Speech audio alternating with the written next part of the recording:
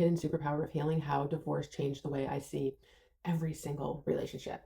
Have you ever watched a movie for the second time and suddenly realized the villain told you exactly who they were in the first 10 minutes? The clues were there the whole time, and you just didn't know what you were looking at. That's exactly how I feel when I think about marriage. Today, I can replay conversations in my mind and immediately recognize that emotional dynamic that was unfolding underneath all of the words. I can see the defensiveness, the people pleasing, the walking on eggshells, the subtle manipulation, emotional withdrawal, the moments where neither people felt safe enough to simply tell the truth. But when you're in it, you can't see it.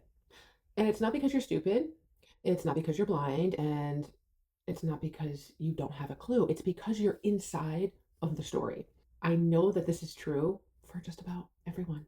So today, I want to share something that completely surprised me about life after divorce and has nothing to do with dating. It has nothing to do about the fabulous independence and the freedom that you have. It's all about perception. Because here I am 4 years after my divorce, and I genuinely feel like I have a superpower. And it's not because divorce itself made me wiser. It's not because pain magically produces wisdom. That is not always the case at all. It's because healing and doing the work changes the way you see people. And if you're married, if you're divorced, or if you're dating, or you just simply want to have healthier relationships across the board, I think this might change the way that you see your own life as well. You see, we normalize whatever we live inside of. Imagine asking a fish, what is water? The fish would probably answer, what's water? It's never experienced life outside of the water. And relationships are exactly the same. Human beings, we normalize whatever environment we spend enough time in. Psychologists call this adaptation. Our nervous system is constantly adjusting to whatever it experiences regularly, whether that's healthy or unhealthy, whether that's kind or cruel, whether it's predictable or it is chaotic. And eventually, what do you think happens? Whatever is familiar begins to feel normal. And that's why so many very intelligent, very capable people stay in unhealthy dynamics for years. There's nothing wrong with you. It's not because you're weak, and it's not because you're a fool. It's because you have adapted. 4 years, how many people think that marriage means carefully choosing your words? Maybe you're living this right now. Checking someone's mood before you bring something up, finding the right time, rehearsing conversations in your head before you actually have them in reality, or wondering, is tonight going to be peaceful? And then feeling so relieved when it is, or feeling responsible if it isn't. How many people feel like we need to try harder, we need to explain more, we need to give more, and we need to do whatever it takes to keep the peace? And we think that this is being responsible, we think that this is being mature. And a lot of us think it's being loving. We're doing the thing that holds it all together. But what we don't realize is in doing all of these things, you are disappearing. And it's not a dramatic disappearance, it is a quiet one that comes one compromise at a time. Our brains don't show us reality. Most of us think that our brains are cameras, and they're not.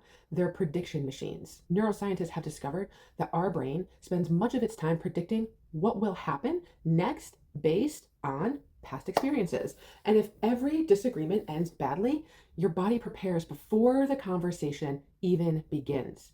If you are criticized, typically after you're vulnerable, guess what happens? You stop being vulnerable.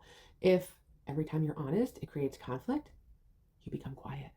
Your brain is not asking what is happening right now. It's asking what usually happens next. And that prediction is incredibly useful. Think about it if you're driving a car. But it's much less helpful when you are trapped inside of an unhealthy relationship and the patterns that come with it, because eventually you are no longer responding to today, you're responding to yesterday. And your nervous system is trying to protect you. And while it's protecting you, it also limits what you can see. This is why we have blinders on. This is why we say things like, wow, hindsight is 2020. And the thing with healing is that healing doesn't change your personality, it changes your filter. People often ask me, what changed after your divorce? And I think the answer surprises them. It's not my personality, although it definitely appears that way. It's my filter. Think about the last time someone bought a white Jeep, and suddenly what do you see everywhere? You see white Jeeps everywhere. Did everyone on the road suddenly buy a white Jeep? No, they didn't. Your brain simply decided white Jeeps matter.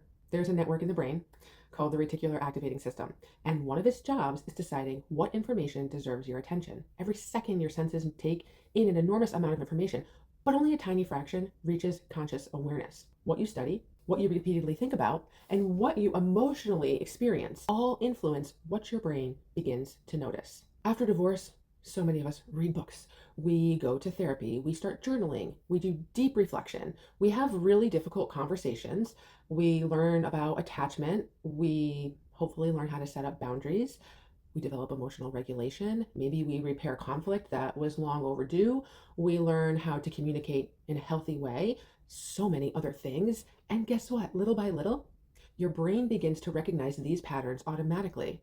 And it's not because you became cynical, it's because you're becoming educated. Healing became education for your nervous system. The best way that I can describe it is the Matrix. Remember when Neo suddenly stops seeing walls and starts seeing code? That's what happens to people after divorce, after unhealthy relationships end. You stop hearing arguments. You stop hearing fear, and you start recognizing people pleasing. You stop confusing silence with peace, and you start recognizing emotional shutdown. You stop thinking someone was easygoing. Sometimes they just simply had no boundaries in place at all. And entire conversations become transparent. You're not hearing what people say anymore. You're noticing why they're saying what they're saying. You start noticing patterns everywhere. And once you notice these relational patterns, you cannot unsee them. You will never unsee them again. You notice the wife checking her husband's facial expression before answering a simple question. You notice the husband making jokes that slowly chip away at his wife's confidence. You notice when someone is apologizing 5 times over in 10 minutes. Or you notice a friend carrying all the emotional labor while others simply receive from her. And you notice when someone's constantly interrupting or rescuing or over explaining. You see the people that are shrinking. Now, none of those moments automatically mean that someone is in an unhealthy relationship, because healthy couples interrupt sometimes. Healthy relationships can get defensive. You can have bad days. The difference isn't individual moments, it's the patterns. Dr. John Gottman, maybe you've heard of him, has spent decades observing thousands of couples, and one of his most important findings was that lasting relationships are not at all conflict-free. Healthy couples argue too, but what distinguished thriving relationships was not the absence of conflict, it was their ability to repair. It's when someone says, "I'm sorry," or someone reaches for a hand, when someone becomes curious instead of immediately defensive, or someone takes responsibility. They are repairing. Healthy relationships, whether you're dating, married, friends, parent, child, repair. And unhealthy relationships, they repeat. And that distinction will change your life. One question can change everything. For years, you may ask yourself, who's right, who's wrong here? But instead, ask yourself, what's happening inside of my body? Did my shoulders tighten? Did I stop breathing? Did my stomach knot up? Did I suddenly become careful? Or did I feel like I have to stop being myself? You see, our nervous systems often recognize a lack of safety before our conscious minds are willing to admit it.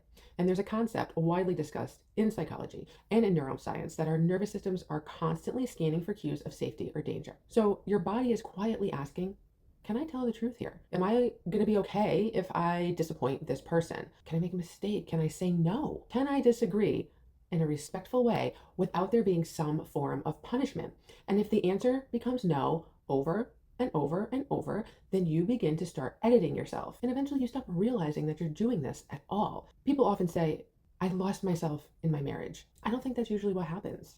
I think they slowly stopped expressing themselves because somewhere along the way, the nervous system concluded that it's just not safe. But there is hope. And here's the part I really want to emphasize. You do not need to go through divorce to gain this clarity. You need distance. You need reflection. You need honesty. And sometimes you may need therapy. Sometimes a trusted friend who loves you enough will tell you the truth and help you make that next step. Divorce was simply the event that forced me to slow down long enough to see what had always been there, and this is true for so many, but it's healing. It's not the divorce specifically that gives the clarity, and clarity is available to anyone who is willing to become curious. I want to leave you with something practical. These are 3 questions I ask about every important relationship in my life. Forget the conversation for a moment. Ask yourself, what happened in my body? Do I feel peaceful or do I feel vigilant? Do I feel open or do I feel guarded? Your body isn't always right, but it is always providing information. So let's pay attention. The second question has to do with patterns. Don't evaluate one argument, look for the repetition. Ask yourself, does this happen often? Is this occurring every time we get into it?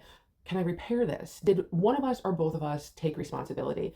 Am I the one that's always apologizing? Am I the one that's always initiating? Patterns will tell the truth far more reliably than isolated moments. And the third thing has to do with your authentic self. And this might be the most important question that I have learned to ask. And that is, who do I become around this person? Do I become more generous?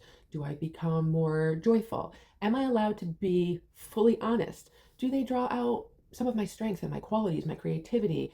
Am I feeling at peace and at ease with them? Or do I find that I become quieter, a little bit smaller, maybe more anxious, more performative, more careful? Healthy relationships, very, very healthy relationships. And this is what I want for you. I want them all to be healthy. They do not require you to become someone else. They create enough safety for the real you to emerge. And this is the unexpected gift. People will often say, "Oh, I'm so sorry you got divorced." And I understand why. It's devastating, it's painful, it's heartbreaking, it's disorienting. It can just level your life in every way, and I would never romanticize it. However, I will say that 4 years later, I can say that sometimes ending one of the most important relationships in your life does have the ability to dramatically improve every relationship that follows and every other relationship you're in. And it's not because everyone changed, it's because you've changed. It's because you no longer chase emotionally unavailable people. You no longer confuse chemistry with anxiety or keeping the peace with actually having peace. And maybe you no longer mistake intensity for intimacy, and you choose to not stay where honesty is no longer welcome. Perhaps the greatest gift healing can give you is not better boundaries, but a much faster recognition. And when you can recognize the imbalance earlier and the manipulation earlier, or the people pleasing, the stonewalling, the contempt, all of the things that we don't like, that means you can also recognize the good things earlier: kindness, reciprocity, emotional maturity, humility, and if you have the ability to repair with this person. So you don't spend years wondering anymore. You pay attention, you have that superpower. Seeing dysfunction does not obligate you to fix it. For a long time, I think some of us think that understanding people means that we have to rescue them, but now we know better. You can have compassion, you can have deep compassion for a person without participation. You can understand someone's pain, absolutely, without accepting harmful behavior from them. And you can love someone without completely foregoing yourself. And that distinction will bring more peace into your life than possibly anything else. I used to believe that the opposite of a bad relationship was a good relationship. And I don't believe that anymore. I think that the opposite of an unhealthy relationship is clarity. Because once you begin seeing things clearly, you make very radically different decisions. And sometimes those decisions will save a marriage. Sometimes they're the decisions that will rebuild a friendship, or they'll require an apology. They'll require stronger boundaries. And sometimes, like I said before, they require therapy. And yes, sometimes they lead to divorce. But divorce is not the lesson. Clarity is the lesson. Healing simply removes enough emotional noise that you can finally hear what your relationships have been trying to tell you all along. Today, I don't believe I have a superpower because I got divorced. I believe I have a superpower because I did an immense amount of work afterward. And that work changed the way I see every single conversation that I have, every friendship, every romantic possibility, even business relationships as a result of it.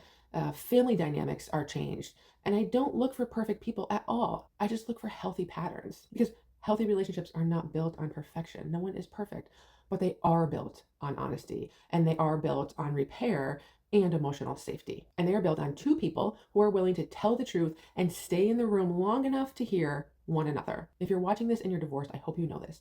Your story does not have to end with loss. It can become the beginning of absolutely extraordinary clarity. And if you're watching this from inside of a marriage or any other important relationship, my hope is truly even greater. I hope you don't wait for crisis to become curious. I want you to pay attention. I want you to ask better questions. I want you to listen to your body. Stop stuffing everything down and start noticing patterns. Be the one that starts practicing repair. And that might mean having the difficult conversation, because the goal in life is not to become an expert at spotting unhealthy relationships. The goal is to become someone who creates and participates in very healthy ones. And that may be the greatest superpower that any of us can develop.